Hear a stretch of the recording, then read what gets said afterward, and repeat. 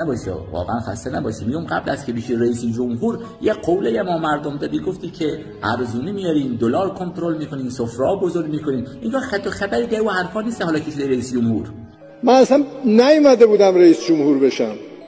خب نه اومده چی بشی؟ اومده روزگار ما سیاه کنی؟ ما میگم این تو انتخاباتش اشتباه کرده. شما میگفتید نه، این میخواسته بره برای انتخابات معلمی، مثلا میشه معلم دینی، جا به جای اومده برای انتخابات ریاست جمهوری. مردم هم رأیش دادن، من خدا شد رئیس جمهور.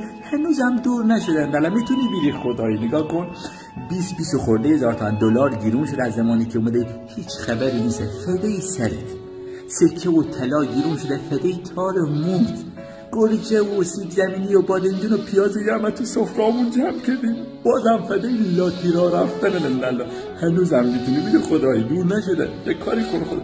جان حرفی داری میخوای چی بگی؟ جان بگو. اومده بودم که بگم مردم به این انقلاب، به این باورها پایبندن و برای این مردم باید بیان پای صندوق‌ها و دشمن ناامید بشه از این که ما هستیم. ادیام و دشمنت ما باشیم. ما مردم ناامید شدیم، دشمن رو سفید شد. یعنی کاری که شما توی 6 ماه انجام دادین، دشمن خاک سرش تو 10 سال دیگه هم نمیتونست اینقدر تورم ایجاد کنه. آخه